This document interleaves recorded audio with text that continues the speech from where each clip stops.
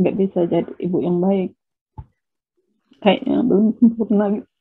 Cemasnya itu nanti anak saya gimana gitu dengan saya, terus suami saya gimana gitu rasanya.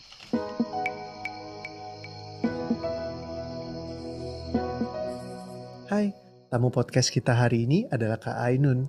Dia pengen banget untuk membahagiakan anaknya menjadi ibu yang sempurna dalam kehidupannya. Dan seperti biasa, kesempurnaan juga terkadang menjadi beban tersendiri dalam benak bawah sadar kita. Nah, bagaimana menguraikan kesempurnaan yang Kak Ainun miliki sehingga ia bisa menjadi seorang ibu yang lebih bahagia memfasilitasi anak-anaknya? Yuk kita tonton kisahnya Kak Ainun. Hidup tuh rasanya hampa banget, Coach. Karena nggak sesuai dengan harapan gitu. Saya sedih kalau ngelihat anak tuh kayak begini, nggak sesuai dengan apa yang kita suruh, misalnya kan kita arahin dia nggak mau ikut. Nah, sedih saya, Coach. Jadi rasanya tuh kok saya nggak berarti amat ya gitu. Kok saya nggak dianggap ya gitu. Sudah berapa lama merasa seperti ini, Kak? 22 tahunan kali. 22 tahunan. Efeknya tuh ya, ruginya itu buat diri saya sendiri. Kalau saya pendam, saya tahan gitu, kayaknya emosi malah kenceng. Ngelihat dia salah aja, marah saya. Marahnya tuh luar biasa. Teman-teman saya tuh kan punya anak berhasil gitu. Karena ibunya itu emang mendukung gitu. Kalau saya kayaknya apa ya, Coach ya, kayak nggak berarti gitu. Saya ngerasain itu saya nggak bisa buat apa-apa buat anak saya gitu loh intinya. Setiap apa yang diinginkan anak saya tuh saya tidak bisa penuhi. Kalau ngelihat muka kecewa tuh sedih, takut tidak disayang lagi, Pak. Hancur sayanya. Kenapa harus hancur kalau nggak disayang sama mereka? Karena saya tuh sangat sayang sama anak-anak, Pak. Berarti harus jadi ibu yang baik, harus jadi sempurna seperti itu? Iya, maunya saya seperti itu. Saya akan bantu lepaskan sampai di titik ini.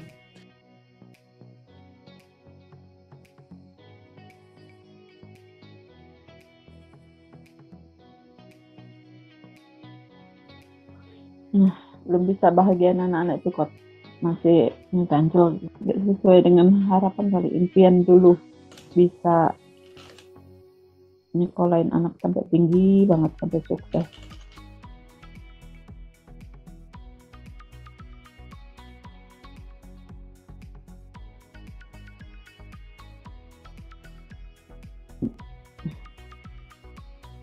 Dengan, Kok,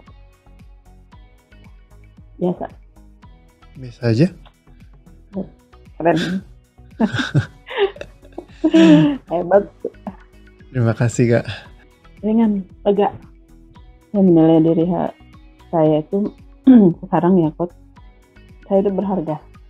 Bagaimana Anda memandang anak-anak Anda sekarang? Ya, terserah dia lah mau kayak mana sekarang mah. Saya nggak diktator lagi, nggak maksa-maksain. Kamu harus ini aneh. Kan tadinya gitu, Kok. Saya maksain. Tadinya lu harus gini gitu. Kalau nggak itu langsung sedih banget. Misalnya mereka ini belum sukses, mereka ini gagal, ataupun penilaian lainnya yang ada.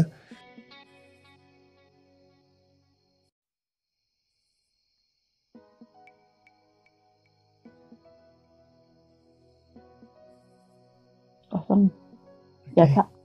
Ya, hidup dibawa biasa aja lah, jangan dibebanin. Pokoknya harapan anak-anak harus saya dukung aja. Nggak mau maksa-maksain lagi. Terus mensupport anak. Pokoknya ngasih yang terbaik lah, Kok. Ngasih yang terbaik buat anak-anak ya? Bisa saya. Pelajarin dari diri saya sendiri. Apa ya, Kok ya? Saya nggak bisa ngomong ya, Kok? Bingung saya. Kok kayak kekunci itu? Apa masih ada emosinya ini? Emosi itu sama meaning yang di dalam diri kita itu kayak self-organizing. Jadi kalau satu balok dilepas misalnya, balok besar nih yang tadinya energinya tuh gede banget, dibuang, terus kan jadi ada kosong nih. Nah yang atas itu lagi nyusun lagi ulang. Jadi kayak menyesuaikan diri gitu loh. Nah jadi makanya kadang kalau lagi ditanyain mesti mikir kayak gitu. kosong bener. Ya, tadinya beban banget ya, Banget. kepikiran terus rasanya nyangkut Bener-bener. gitu. Banget, Kalau Bos. dilepas emang jadi ringan, beda. Bersih aja gitu, Bos. Betul. Oke. Kalau tadi tuh ngomong sepatah aja, cur gitu, kayak air keran. Kalau sekarang mah, ya enggak. Sekarang santai aja. Tadinya kan ngikutin sesi terus tuh, setiap Jumat rajin tuh, setiap Jumat. Apa iya sih? Apa bisa sih? Ya sebetulnya kerilis juga, Kut.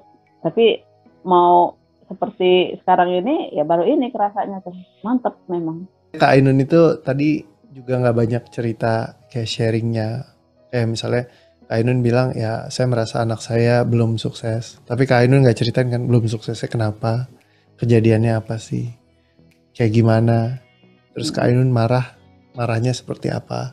Lebih ke arah fokus ke apa yang dirasakan. Itu mempercepat memang. Makanya tadi kan nggak sampai setengah jam udah selesai kan, 20 menitan lebih.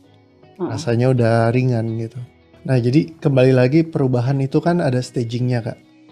Pertama itu kita dramatic shifting dulu, begitu ringan. Terus saya kejar lagi dramatic shifting lagi beberapa kali sampai masuk ke total shifting. Total shifting itu yang kayak sampai jadi OTG, orang tanpa gejala.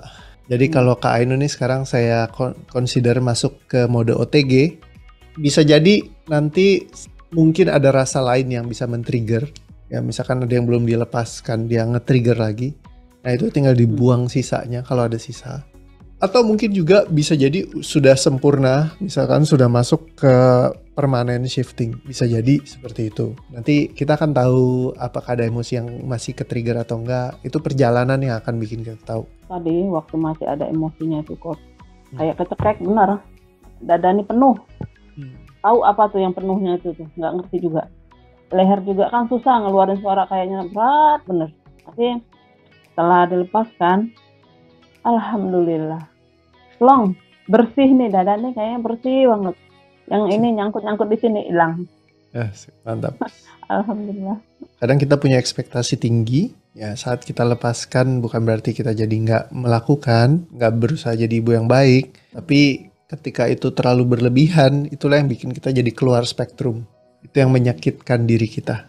Betul. Tapi saat kita lepaskan, ya udah kita sadar aja, kita tahu, yuk kita lakukan, berikan yang terbaik buat anak kita, ya kan? Dan kita nggak menilai anak kita buruk ketika kitanya sesuai dengan spektrum kesadarannya kita. Jadi ya segini yang wajar, ya udah kita bawa fun aja. Jadi akhirnya lebih seneng jalaninnya.